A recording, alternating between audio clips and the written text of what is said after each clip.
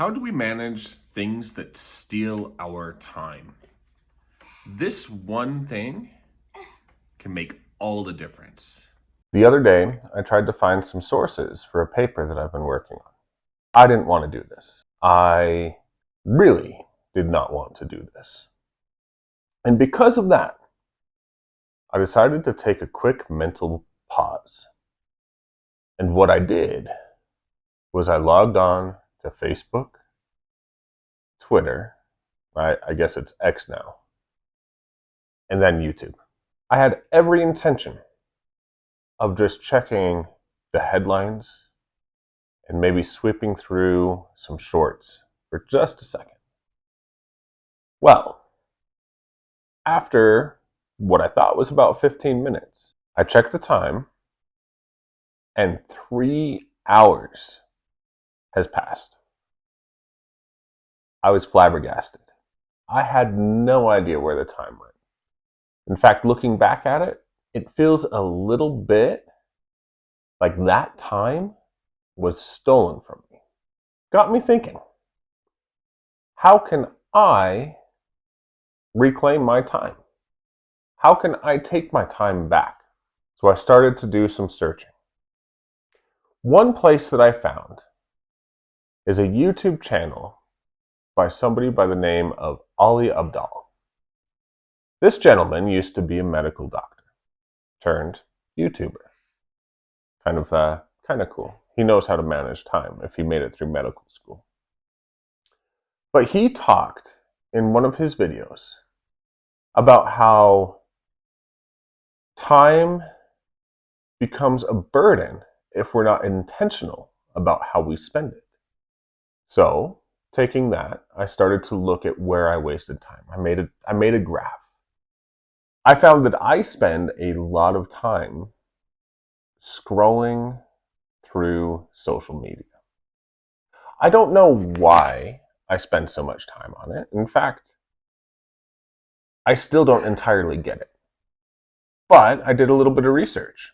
I found in my research that some people experience similar dopamine hits, dopamine being the feel-good chemical, when they find something that they appreciate on social media, the same way a gambler gets a dopamine hit when they win a little bit of money. These little hits keep us coming back.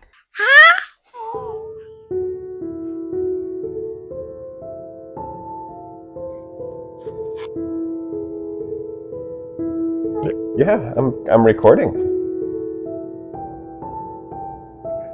So these little dopamine hits are similar to those that gamblers get when they win a little bit of money.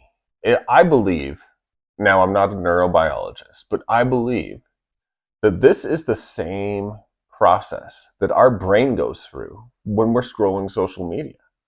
We find a video that we like. We get a little bit of a dopamine hit. And that keeps us coming back. So we keep scrolling through so much trash, so much garbage, but so much stuff that we don't like until we get that next dopamine hit. It keeps us coming back. In fact, I got so bad that I realized while I was tracking everything that I was doing, time-wise, that when I would be sitting there with nothing to do, I was absent-mindedly picking up my phone. Now, back to Ali Abdaal. He talks about being intentional with your time. I really like that, and I actually stole it. I tried for 7 days to be intentional with my time. And in those 7 days, I found that by being more intentional with what I was doing, that I was able to take back some of my time. So for 7 days, I took it upon myself to try to be more intentional with my time.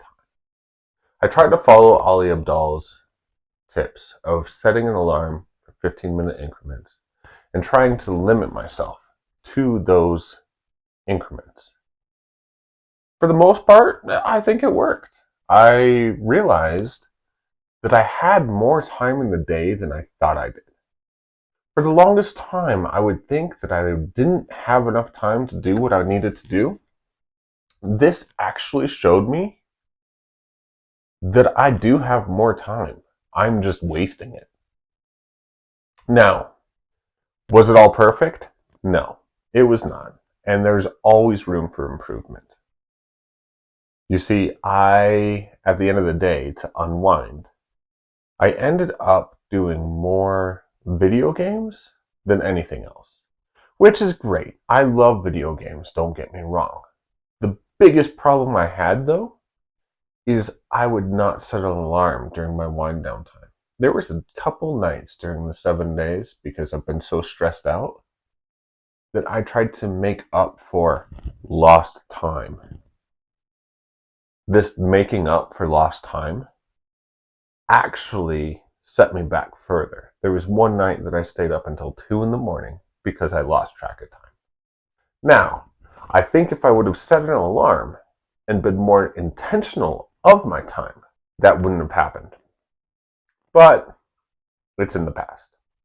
Now, moving forward, I want to try to keep doing this. Being intentional with my time has opened up so many more opportunities to get things done. So many more opportunities to be present, and so many more opportunities to spend time with my family. All three of those things mean a lot to me. And for that reason, I'm going to continue to try to dedicate myself to being intentional with my time. Because in the long run, you either dictate what you do with your time, or what you're doing dictates to you. And I would rather be in control than be a slave to a device. We'll catch you next time.